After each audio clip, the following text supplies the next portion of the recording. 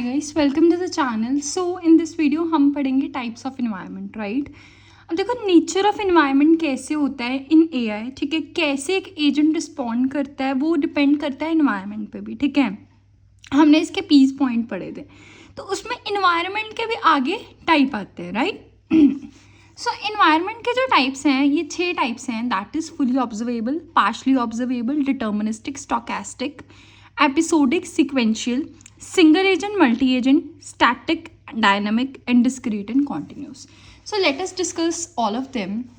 देखो fully observable क्या होता है, फुली ऑब्जर्वेबल का मतलब, और पार्शली ऑब्जर्वेबल, इससे तुम्हें ना समझ में ही आ रहा होगा। इसके जो जैसे इसका वर्ड है फुली ऑब्जर्वेबल, मतलब जिसको तुम पूरी तरह देख पाओ, ठीक है, जिस चीज़ को तुम पूरी तरह एनालाइज कर पाओ।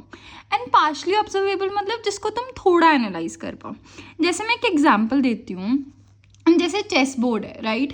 अब जो चेस प्लेयर होता है वो फुली पूरे बोर्ड को देख रहा होता है ना, कि अच्छा ये बोर्ड है, यहाँ पे ऐसे अगला पर्सन जो है ऐसे टर्न चल रहा है, यहाँ पे उसने टर्न चली है, तो ये वो क्या फुली ऑब्जर्व कर रहा है, राइट। बट पार्शली ऑब्जर्वेबल में अब कार्ड्स होते हैं, कुछ कार्ड्स एक प्लेयर के पास होते हैं, कुछ कार्ड दूसरे प्लेयर के पास होते हैं। तो वो क्या है, अपने कार्ड्स ही देख सकता है, दूसरे के कार्ड्स नहीं देख सकता। तो ये है पार्शली ऑब्जर्वेबल। तुम्हें समझ में आया।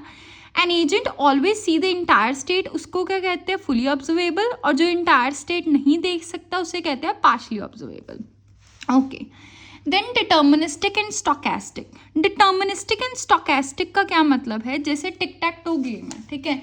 तुम्हारे पास होती है जैसे ये 0 कांटा वाली गेम, ठीक है।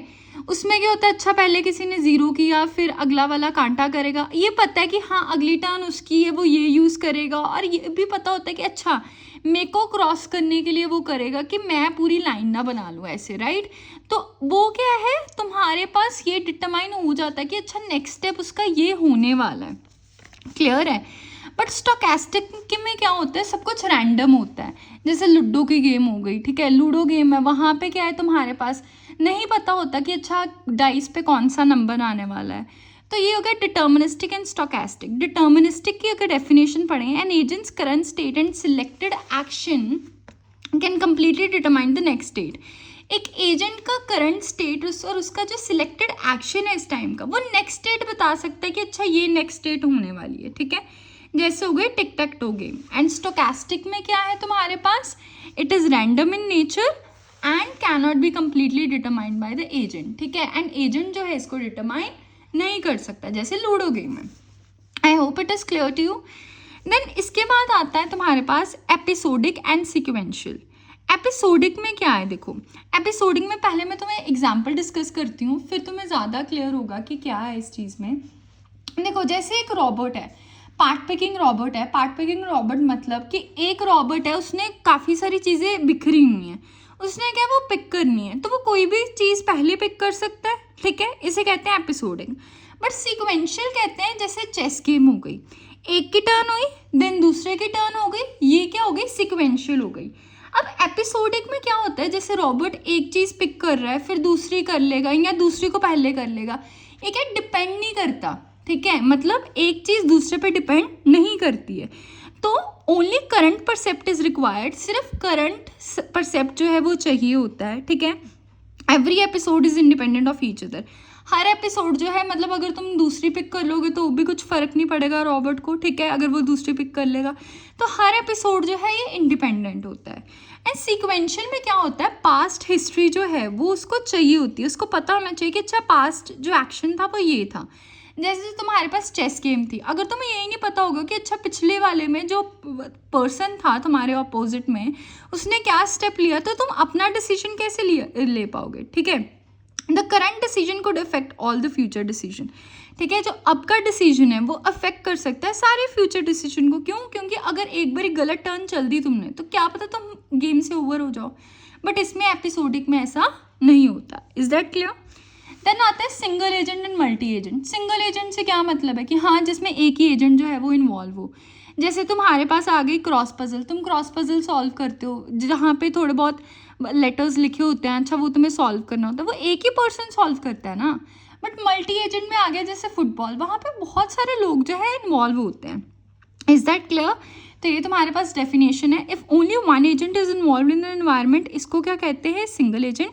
अगर मल्टीपल एजेंट इन्वॉल्व है एनवायरनमेंट में, उसको कहते हैं मल्टी एजेंट. ओके, अब नेक्स्ट हम पढ़ रहे हैं तुम्हारे पास स्टैटिक एंड डायनामिक. स्टैटिक का मतलब कि जो चीज़ मतलब चेंज ना हो, ठीक है, एंड डायनामिक का मतलब जो चीज़ चेंज हो जाए. अब देखो, the environment does not change while an agent is acting. इसमें इन्वायरमेंट नहीं चेंज होता. बट अगर तुम डायनामिक में देखो, अगर तुम कार ड्राइव करो, तुम्हारा पूरा इन्वायरमेंट चेंज हो रहा है. पहले आसपास कुछ और चीज़ें थी, फिर आसपास कुछ और चीज़ें हैं. क्लियर हुआ? बट स्टार्टिंग में जैसे तुम क्रॉसवर्ड पजल सॉल्व कर रहे हो, ठीक है, तो उसमें क्या है, तुम्हारा इन्वायरमेंट थोड़ी चेंज हो रहा है. ठीक है, तुम न्यूज़पेपर पे अगर सॉल्व कर रहे हो तो न्यूज़पेपर ही रहेगा. बट टैक्सी ड्राइविंग में अगर एक घर छोड़ दिया, फिर तुम आगे जाओगे, हाँ दूसरा घर आएगा, तो ये क्या डायनामिक हो जाता है. क्लियर है? स्टैटिक है, the environment does not change while the agent is acting, but dynamic में द एनवायरमेंट में चेंज. ओके, अब डिस्क्रीट. डिस्क्रीट एंड कॉन्टिन्यूस का क्या मतलब है? डिस्क्रीट का मतलब है कि इसमें नंबर ऑफ स्टेप्स जो हैं वो फाइनाइट लिए जाते हैं. जैसे चेस गेम है, पता है कि हाँ इतने ही स्टेप्स होंगे, ठीक है. एक्शंस जो है पता है फाइनाइट स्टेप्स ही होंगे, कि अच्छा एक तुम्हारी टर्न आ गई, एक उसकी आ गई, जब तक आउट नहीं हो जाते तब तक. बट इसका नहीं पता कि एक्शंस कॉन्टिन्यूस में क्या होते हैं. एक्शंस को नंबरिंग नहीं दी जा सकती, ठीक है. अब जैसे सेल्फ ड्राइविंग कार है, तुम हर एक्शन को थोड़ी काउंट करोगे, राइट, ठीक है. तो ये चीज़ क्या है, इसको हम नंबर नहीं कर सकते. क्लियर है? सो डिस्क्रीट में आ गया, environment consist of finite number of actions, ठीक है, that can be deliberated in the environment to obtain the output. मतलब एक फाइनाइट नंबर ऑफ एक्शंस होते हैं, बट कॉन्टिन्यूस में फाइनाइट नंबर ऑफ एक्शंस नहीं होते हैं. Is that clear?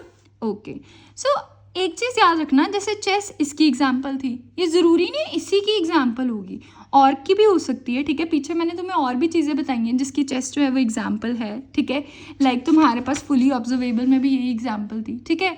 तो ये चीज़ें तुम्हें अपने माइंड में बिठा के रखनी है. नाउ अगले लेक्चर में हम पढ़ेंगे types of agent. So please stay connected and thanks a lot for watching this video. And guys, बिना सब्सक्राइब किए मत जाना. And thank you.